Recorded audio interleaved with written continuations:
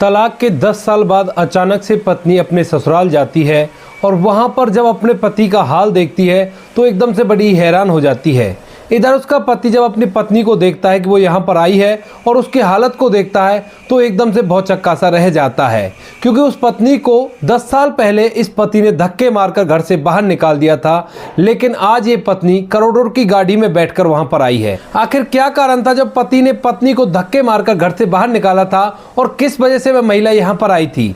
पूरी कहानी की सच्चाई जानने के लिए वीडियो को अंत तक जरूर देखें। मध्य प्रदेश के इंदौर डिस्ट्रिक्ट के एक छोटे से गाँव में एक लड़का रहा करता है जिसका नाम है अनिल। अनिल के घर में उसके माता पिता हैं और वह अपने माता पिता की इकलौती संतान है। अनिल के पिता की पास ही के शहर में एक बहुत ही अच्छी परचूने की दुकान है और वह दुकान बीच मार्केट में है, तो इसी वजह से वह अच्छी खासी चला करती है और घर के अंदर रुपए पैसों की कोई भी दिक्कत नहीं है। अनिल जो है शादी के योग्य हो जाता है तो उसके माता पिता उसके लिए एक लड़की ढूंढते हैं और उस लड़की से उसकी शादी करा देते हैं। लड़की का नाम होता है बरखा। बरखा के घर में उसके 2 छोटे भाई बहन हैं और वह घर की बड़ी लड़की है। उसके पिता छोटी मोटी जिम्मेदारी किया करते हैं और उस जिम्मेदारी से अपने घर का गुजर बसर अच्छी तरह से कर रहे हैं। इधर जब बरखा की शादी हो जाती है तो शादी होने के बाद बरखा अपने पति अनिल के यहाँ पर आती है और वहाँ पर अच्छी तरह से घर के अंदर रहने लगती है। बरखा अपने सास ससुर का कहा माना करती और उनके कहे अनुसार सभी कामों को किया करती। वह अपने पति का भी आदर करती है और धीरे धीरे बड़ी अच्छी तरह से समय व्यतीत हो रहा था। लेकिन तभी दोस्तों कहते हैं ना कि हंसते खेलते परिवार को किसी की नज़र लग गई। नज़र नहीं, यहाँ पर कुछ ऐसे व्यक्ति होते हैं जो अनिल के परिवार को देखकर जलने लगते हैं कि उनकी तरक्की काफ़ी अच्छी थी और उनकी तरक्की को देखकर कुछ उसके दोस्त जो उसके दोस्त होने का दावा तो करते हैं लेकिन असलियत में वो उसके दोस्त नहीं होते हैं, वह अनिल की तरक्की से जलने लगते हैं और उसके बाद उसे उल्टी सीधी बातें सिखाने लगते हैं। नशा करना सिखाते हैं, सबसे पहले थोड़ा थोड़ा नशा करना सिखाते हैं और उसके बाद धीरे धीरे उसे 1 नंबर का नशेड़ी बना देते हैं। अब जब अनिल के बारे में बरखा को पता चलता है कि उसका पति शराब पीने लगता है तो वह उसको रोकने की कोशिश करती है, लेकिन अनिल उसकी एक नहीं मानता है और उल्टा उससे लड़ाई करने लगता है। इसके बाद बरखा अपने सास ससुर से कह देती है और सास ससुर उसे समझाने लगते हैं। समझाने के बाद जो अनिल है वो थोड़ा सा इन बातों को मान लेता है और मानने के बाद वह नशा तो किया करता है लेकिन घर में कभी नशा करके नहीं आया करता है। इसके बाद बरखा सोचती है कि चलो ठीक है, अब सुधर गया है तो कोई दिक्कत नहीं है, इसके साथ समय व्यतीत हो जाएगा। बरखा अनिल से प्यार किया करती है, अनिल बरखा से प्यार किया करता है, लेकिन जो अनिल है वो शराब की बुरी लत का शिकार हो गया था और इसी वजह से सब कुछ हो रहा था। धीरे धीरे समय बीतता है, लगभग शादी को 1.5 साल हो जाता है और 1.5 साल बाद बरखा को एक लड़के का जन्म होता है। अब जैसे लड़के का जन्म होता है तो अनिल इस बात की बड़ी खुशियां मनाता है और उसके वो दोस्त जो उसको बर्बाद करना चाहते थे वो उससे पार्टी मांगने लगते हैं। इसके बाद अनिल उनके साथ जाकर शराब पीने लगता है और आज वह कुछ ज्यादा ही शराब पी लेता है और शराब पीकर ही घर में आ जाता है। अब जैसे वो शराब पीकर घर में आया था तो उसके बाद बरखा उससे लड़ाई करने लगती है और इस बार अनिल बरखा पर हाथ उठा देता है। अनिल बरखा पर हाथ उठाकर वहां से चला गया था, लेकिन अनिल के हाथ उठाने की वजह से बरखा के सर में चोट आ गई थी और वह बुरी तरह से घायल हो गई थी। अनिल वहां से दोबारा अपने दोस्तों के पास चला जाता है और वहीं पर बैठकर शराब पीने लगता है। अब जैसे अनिल के माता पिता को पता चलती है कि बहू को चोट लग गई है तो वह लोग जैसे तैसे करके उसे हॉस्पिटल पहुंचाते हैं और वहां पर उसका ट्रीटमेंट करवाने के बाद उसे वापस से घर ले आते हैं। इसके बाद जब दूसरे दिन अनिल घर आता है तो घर आने के बाद जब उसके माता पिता उसे समझाने की कोशिश करते हैं तो इस बार वह उनकी एक नहीं मानता, क्योंकि इस बार उसने कह दिया था कि अब कितने दिन मैं तुमसे दबकर रहूंगा, मुझे अपनी जिंदगी अपने हिसाब से जीनी है, तो तुम लोग मुझे नहीं बता सकते कि मुझे क्या करना है या नहीं करना। तुम लोगों के पास खाने के लिए रोटी है तो तुम मुझे परेशान मत करो, मुझे मेरी जिंदगी जीने दो और अपनी जिंदगी को आराम से जियो। लेकिन यह बात बरखा को अच्छी नहीं लगती है, क्योंकि उसका पति पहले तो शराब ही पिया करता था और बीच के समय में उसने बिल्कुल भी ये बात महसूस नहीं होने दी थी, लेकिन अचानक से वो सबसे मना करने लगता और कहता है कि मैं तो ऐसे ही रहूंगा। यह बात सुनकर जो बरखा होती है वो रूठ कर अपने मायके चली जाती है, लेकिन इस बात से अनिल को कोई भी फर्क नहीं पड़ता है। वो ना तो ये केयर करता है कि उसकी पत्नी उसके बच्चे के साथ मायके चली गई है और ना ही काफी दिनों तक उनको लेने के लिए जाता है। कभी कभार जब वो घर आया करता उसके माता पिता उसे समझाया करते और कहा करते कि बेटा बहू को ले आ, लेकिन वो मना कर दिया करता और घर वालों को भी ज्यादा तवज्जो नहीं देता है। वो कहता है कि तुम अपनी जिंदगी को आराम आराम से जियो और मुझे मेरी जिंदगी जीने दो। सुबह शाम को ज्यादा ही शराब पीने लगा था। इसके बाद जो अनिल के पिता होते हैं वो इस बात के लिए बहुत ही परेशान होते हैं और अपने बेटे के भविष्य को देखकर अपनी बहू को लेने के लिए उसके मायके चले जाते हैं। वहां पर जाकर वे बरखा को समझाने लगते हैं और कहते हैं कि बेटी, ये हमारा इकलौता लड़का है और ये पूरी तरह से बागी हो गया है। अगर तू यहाँ पर रहेगी तो इसकी हालत और भी ज्यादा खराब हो जाएगी और तू ही है जो इसे संभाल सकती है, तो तू मेरे साथ वापस चल, वहां पर इसको समझा और अपने घर को अच्छी तरह से बसा। ऐसा कहकर जो अनिल का पिता होता है वह बरखा को अपने साथ ले आता है और घर के अंदर रखने लगता है। लेकिन जैसे ही शाम के समय अनिल शराब के नशे में धुत होकर वहां पर आता है तो उसके बाद वह बरखा को देखकर थोड़ा सा नाराज हो जाता है और उसको गालियां देने लगता है। कहता है कि अब तू यहां पर क्यों आई है, क्या है तेरा यहां पर, निकल जा मेरे घर से और मैं तुझे अपने घर में बिल्कुल भी बर्दाश्त नहीं कर सकता। ऐसा कहकर अनिल अपनी पत्नी का हाथ पकड़ता है और रात के समय में ही उसे घर से बाहर खड़ा कर देता है। अनिल के पिता उसे समझाने की कोशिश करते हैं और कहते हैं कि मैं लेकर आया हूं इसको, तो वह कह देता है कि तुम लोग भी निकल जाओ, तुम लोगों की मुझे जरूरत नहीं है। अब यह बात जब बरखा देखती है तो उससे कह देती है कि कोई बात नहीं, तुम लोग आराम से रहो और मैं यहां से जा रही हूं। ऐसा कहकर वो अपने मायके में फोन मिलाती है और अपने पिता को बुलाकर उसके साथ यहां से वापस चली जाती है अपने छोटे से बच्चे को लेकर। जो सब कुछ उसने आज देखा था उस चीज को देखने के बाद उसे नहीं लग रहा था कि उसका घर बस पाएगा और इसी वजह से वो अपने मायके के अंदर बैठी रहती है। इधर जो अनिल होता है उसके दोस्त उससे कहने लगते हैं कि अब तू ऐसा कर, अपनी पत्नी को तलाक दे दे, वरना तुम्हारे घर वाले बार बार उसको ले आएंगे और तुम्हारी आजादी छिन जाएगी। इसके बाद अनिल को यह बात अच्छी लगती है और वह ऐसे ही नशे की हालत में पहुंच जाता है एक वकील के पास और कहने लगता है कि मुझे अपनी पत्नी से तलाक चाहिए। इसके बाद वह वकील तलाक का केस कोर्ट में दर्ज करा देता है और अनिल का और उसकी पत्नी का तलाक करवा देता है। तलाक होने के बाद अनिल की पत्नी बरखा अपने घर रहती है और अनिल अपने दोस्तों के साथ दिन रात शराब पिया करता है। इसके बाद जो अनिल के माता पिता होते हैं वह अपने बेटे की हालत को देखते हैं और हालत को देखकर काफी ज्यादा परेशान हुआ करते हैं, लेकिन वो कुछ कर भी तो नहीं सकते क्योंकि बेटा जवान है और वो दोनों बुजुर्ग हो चले हैं। इसी गम के कारण वो दोनों काफी ज्यादा परेशान रहने लगते हैं और परेशानी के चलते एक दिन अनिल के पिता की मौत हो जाती है। अब जैसे उसके पिता की मौत हुई थी तो उस टाइम तक भी अनिल जी भरकर शराब पिया करता और उसे कोई गमगथा नहीं रहती अपने पिता की मौत की। इधर जो बरखा है वह अपने मायके में रहती है तो उसके पिता उसकी दूसरी शादी कराने के लिए कहने लगते हैं। कहते हैं कि बेटा पैसा रुपया भी बहुत है तो तू ऐसा कर, तू दूसरी शादी कर ले, मैं तेरी दूसरी शादी करा देता हूं। लेकिन बरखा अपने पिता से कह देती है कि पिताजी, एक बार मेरी शादी हो गई है और आपके ऊपर से शादी का बोझ उतर गया है, मेरे पास मेरा बच्चा है और इसी के सहारे मैं अपनी जिंदगी को व्यतीत कर लूंगी, आपको कैसी भी टेंशन लेने की जरूरत नहीं है। आप इसी वजह से ये बात कह रहे होंगे ना कि मैं आपके घर रहती हूं, कोई बात नहीं, कुछ दिनों की मोहलत दो और उसके बाद मैं अपना खुद का काम करूंगी और वहीं पर अपने जीवन को व्यतीत करूंगी। इसके बाद जो बरखा के पिता होते हैं उनकी आंखों में आंसू आ जाते हैं और वह अपनी बेटी से कहने लगते हैं कि नहीं बेटी, ऐसी कोई बात नहीं है, मैं तो दरअसल ये कह रहा था कि काफी लंबी जिंदगी है और ऐसे तू कैसे व्यतीत कर लेगी। तो वो कहती है कि मेरे पास मेरा बेटा है और इसी बेटे के सहारे मैं अपने जीवन को व्यतीत कर लूंगी। बरखा का बेटा बरखा के पास था क्योंकि अनिल ने उसको लेने के लिए कभी कोर्ट में कहा ही नहीं कि मुझे मेरा बेटा चाहिए। उसे तो केवल अपनी आजादी की लगी हुई थी और उसे बच्चे से कोई भी मोह नहीं था। इसके बाद जो बरखा होती है वहां से इंदौर में जाकर रहने लगती है और वहीं पर एक छोटी सी बुटीक खोल लेती है क्योंकि बरखा 12वीं क्लास पास थी और उसके बाद उसे सिलाई का काम अच्छी तरह से आया करता था।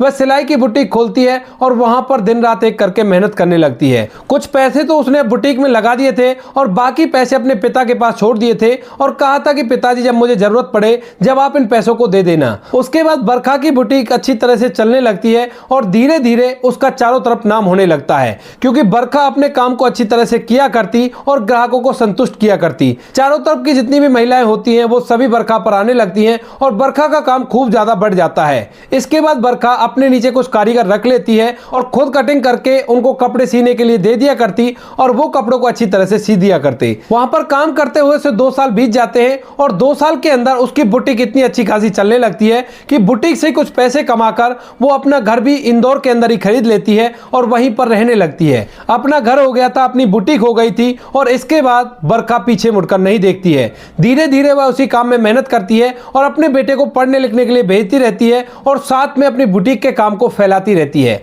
उसने इंदौर के अंदर ही अपनी 10 से 12 बुटीक कर ली थी और इसके बाद कई अलग अलग शहरों में भी छोटी छोटी बुटीक उसने खोल दी थी जिनका बड़ा रूप लेना भी बाकी था। वह अच्छी तरह से काम किया करती है और अपनी बुटीकों पर जाकर खुद ही देखा करती है। लेकिन तभी जब उसका बेटा 7 साल का होता है तो एक दिन अचानक से स्कूल से आने के बाद अपनी माँ से कहने लगता है कि माँ, सभी के पापा उनको लेने के के लिए आते हैं, लेकिन मेरा पापा मुझे लेने के लिए क्यों नहीं आता? कहाँ है मेरे पापा और कब आएंगे मेरे पापा? अब इस बात को सुनते ही जो बरखा होती है उसे अपने पति की याद तो आती है, लेकिन वो करे भी तो क्या करे, क्योंकि उसके पति से उसका तलाक हो गया है। तो वह अपने बेटे को बहका देती है और कह देती है कि बेटा पापा बाहर कमाने के लिए गए हैं, जब वहां से वापस आएंगे तो तुम्हारे साथ खूब अच्छे से खेलेंगे। ऐसा कहकर बेटे को तो समझा दिया था, लेकिन वह अपने आप को कैसे समझाए, क्योंकि उसकी जिंदगी अब अधूरी ही बीतने वाली थी। धीरे धीरे समय बीतता और समय के साथ साथ बरखा का तलाक हुए उसे 10 साल हो गए हैं और 10 साल के अंदर उसके पास ढेर सारे रुपए पैसे हैं। अच्छी सी एक गाड़ी उसने खरीद रखी है, जिस गाड़ी से वो अपनी बुटीकों का ख्याल रखा करती और वहां पर जाकर खुद से काम को देखा करती। ज्यादातर वर्कर उसने सैलरी पर रख रखे हैं और अच्छे से उनका सभी का काम चल रहा था। इसके बाद एक दिन अचानक से जब अपनी मेन बुटीक पर बैठी हुई थी, तभी उस जगह की एक महिला उसके पास कपड़ा सिलवाने के लिए आती है, जहां पर उसकी ससुराल थी आज से 10 साल पहले। वह आने के बाद उससे बातें करने लगती है और बातों ही बातों में बरखा को पता चलता है कि यह महिला उसी गांव की है पीछे से, जिस गांव के अंदर उसकी ससुराल थी। और एकदम से उसे वो बातें याद आ जाती हैं जब उसका बेटा उसे अपने पापा के लिए पूछा करता था। इसके बाद बरखा उससे पूछने लगती है कि वहां पर तो एक इस तरह का व्यक्ति रहा करता था जिनकी शहर में अच्छी खासी दुकान थी और अच्छा खासा रुपया पैसा वो कमाया करते थे। तो वो कहती है कि हाँ दीदी मैं जानती हूँ, मेरा घर उनके घर से थोड़ी दूर पड़ता है, लेकिन उनके बारे में सारे गांव को पता है। तो वो पूछने लगती है कि गांव के बारे में क्या पता है। तो उसके बाद वह महिला उसे पूरी कहानी बता देती है, जिस कहानी को सुनने के बाद बरखा को बड़ी हैरानी होती है। अब महिला उससे पूछने लगती है कि दीदी आप इस बारे में क्यों पूछ रही हो? तो बरखा उसे बता देती है कि वह उस घर की बहू थी, लेकिन 10 साल पहले उसका तलाक हो गया है। तो इसके बाद वह महिला और भी डिटेल में उस घर के बारे में बातें उसे बताने लगती है, जिन बातों को सुनने के बाद बरखा का दिमाग खराब हो जाता है और वो कैसे भी करके फौरन से उस जगह पर जाना चाहती है। इसके बाद बरखा अपने बुटीक की एक काम करने वाली महिला, जिसका नाम होता है शीला मौसी, उससे कहती है कि शीला मौसी मेरा बच्चा स्कूल से आएगा तो तुम उसे अपने घर ले जाना, बाद में आकर मैं उसे अपने पास ले आऊंगी। क्योंकि जब भी बरखा को कहीं बाहर जाना होता था तो वह अपने बच्चे को शीला मौसी के यहाँ छोड़ दिया करती। शीला मौसी जिसकी उम्र 56 साल है और वो अच्छी तरह से उस बच्चे का देखभाल किया करती। इसके बाद बरखा अपनी बड़ी सी कार लेती है और सीधा उसी गांव में पहुंच जाती है जहां पर कभी उसकी ससुराल थी और अपने उसी घर के सामने जाकर अपनी गाड़ी को रोक देती है।